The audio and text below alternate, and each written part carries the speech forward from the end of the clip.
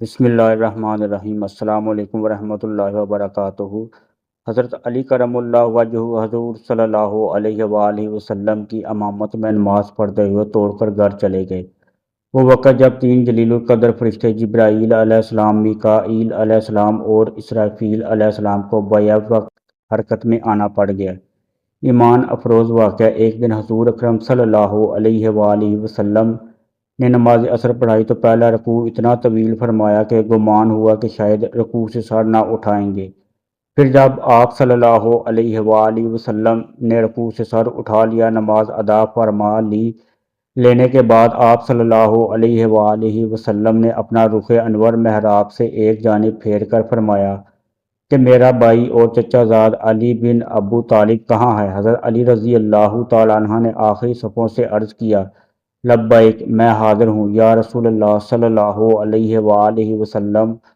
آپ صلی اللہ علیہ وآلہ وسلم نے فرمایا، اے ابو الحسن، میرے قریب آ جاؤ۔ چنانچہ حضرت علی رضی اللہ تعالیٰ عنہ آپ صلی اللہ علیہ وآلہ وسلم کے قریب آ کر بیٹھ گئے۔ آپ صلی اللہ علیہ وآلہ وسلم نے فرمایا، اے ابو الحسن، کیا تم نے اگلی صف کے وہ فضائل نہیں سنے جو اللہ عز و جل نے مجھے بیان فرمائے ہیں؟ عرض کیا، کیوں نہیں یا رسول اللہ صلی اللہ علیہ وآلہ وسلم۔ ارشاد فرمایا، پھر کس چیز نے تمہیں پہلی صف اور تکبیر اولیٰ سے دور کر دیا؟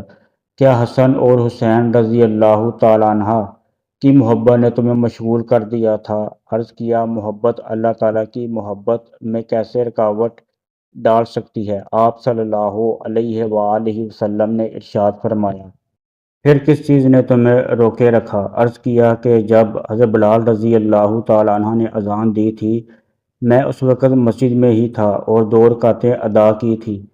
پھر جب حضرت بلال رضی اللہ تعالیٰ عنہ نے اقامت کہی تو میں آپ صلی اللہ علیہ وآلہ وسلم کے ساتھ تکبیر اولیٰ میں شامل ہوا۔ پھر مجھے وضو میں شبہ ہوا تو میں مسجد سے نکل کر حضرت فاطمہ رضی اللہ تعالیٰ عنہ کے گھر چلا گیا اور جا کر حسن و حسین رضی اللہ تعالیٰ عنہ کو پکارا، مگر کسی نے میری پکار کا جواب نہ دیا۔ تو میری حالت اس عورت کی طرح ہوگی جس کا بچہ گم ہو جاتا ہے، یا ہنڈی میں ابلنے والے دانے جیسی ہوگی۔ میں پانی تلاش کر رہا تھا کہ مجھے اپنے دائیں جانب ایک آواز سنائی دی اور سبز رومال سے ڈھکا ہوا سونے کا پیالہ میرے سامنے آ گیا۔ میں نے رومال ہٹایا تو اس میں دودھ سے زیادہ سفید، شہد سے زیادہ میٹھا اور مکھن سے زیادہ نرم پانی موجود تھا۔ نماز کے لیے وضو کیا، پھر رومال سے تری صاف کی اور پیالے کو ڈھانپ دیا۔ پھر میں نے پیچھے مڑ کر دیکھا تو مجھے کوئی نظر نہ آیا، نہ ہی مجھے معلوم ہو سکا کہ پیالہ کس نے رکھا اور کس نے اٹھایا۔